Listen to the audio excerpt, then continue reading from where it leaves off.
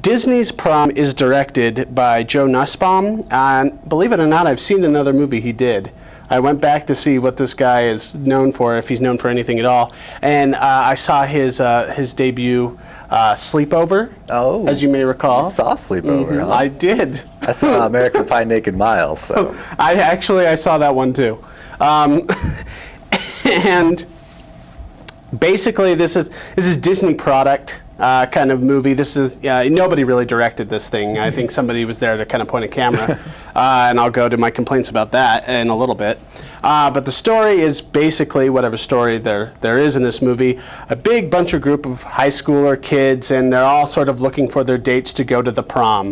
Prom is that magic night at the end of the year where everybody comes together, all walks of life come together, and everybody forgets who they were in high school. But in prom, you're just at prom, I think, is the message of this movie. And I don't know. I didn't go to my prom. Is that accurate? When you went there, did everyone forget about their differences? Their allegiances? No. There was segregation like nobody else's business.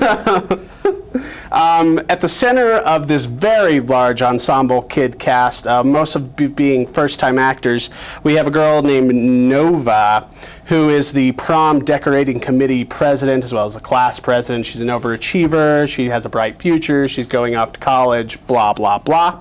And then we have a troublemaker, an attractive kind of James Dean-ish sort of troublemaker who gets in trouble, and he hates the prom, and he hates conformity, and he hates all of that. It's basically the same archetype we had in 10 Things I Hate About You with Heath Ledger.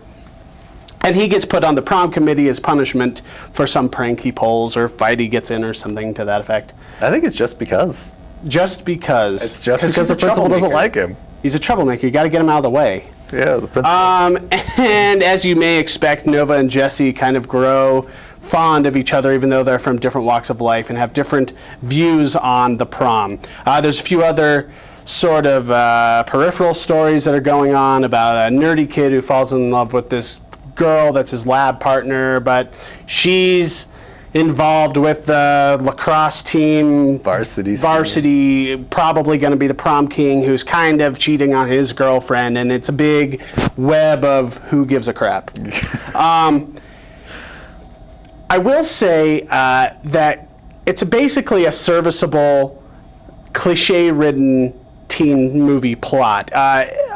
I thought it was slightly better than you usually get from the Disney ilk in that it's not manic and obnoxious and has a really annoying laugh track in the background. It's not Hannah Montana. It didn't make me want to pull out my eyeballs and stomp on them. Did not come from Disney Channel. And it tries to have some semblance of heart and warmth in the movie, though it's all pretty plastic and pretty contrived. The movie's shot like low-budget television. I can't believe this got a theatrical release and was shot the way it was. It's shot digitally, and it looks probably about as well as this show does right now, the one that you're watching. No offense, Channel 12, you guys do great, but they're not going to premiere this on 50,000 screens over the summer. Why not? That's what I want to know. It kind of looked a little bit like porn, and I was a little weirded out that every scene didn't break out into sex. But I guess I'm glad it didn't, since most of the cast are probably under 18. The score is okay. It's mostly source music, a lot of indie rock, which shows you where indie rock's gone lately. I don't know what there's really to say about it. If you're 13, you're going to be all about it. If you're our age, you're going to want to go back and watch Pretty in Pink or Breakfast Club and remember when teen movies used to actually were made for other people besides just teenagers or preteens, as it were. So I give the movie a D+. It's not the worst thing I've ever seen, but not good. Kind of in your same boat.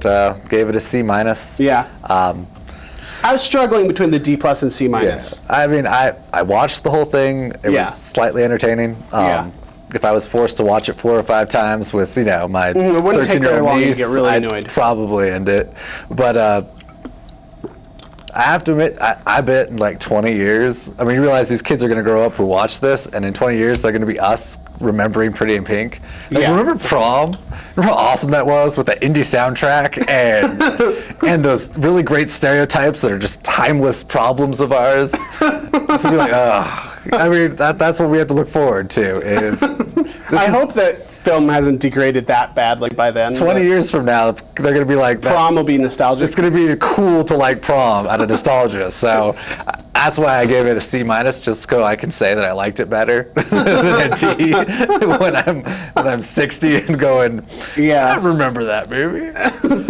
But yeah, the acting was terrible. Yeah. The photography, everything was predictable, cliche. But what do you expect from Disney? Yeah. I expect it to look better. Weren't you surprised at how cheap the movie looked? Not with High School Musical and stuff like that. With they're all about the Disney Channel feel. Yeah. I think that's what they're trying to go for. Is it could have been on Disney Channel, and then somebody gave them an extra couple mil, and they're like, Yeah. oh well, let's put it in theaters then. Yeah. You know, that was it. I'm Yeah, sure- I think if it were a made-for-TV movie, I would have been a little bit more forgiving on it. But seeing as how it was released theatrically, and it looked so uncinematic and so cheaply put together, disconnected me from the movie the whole time. I couldn't get into it because of how bad it looked.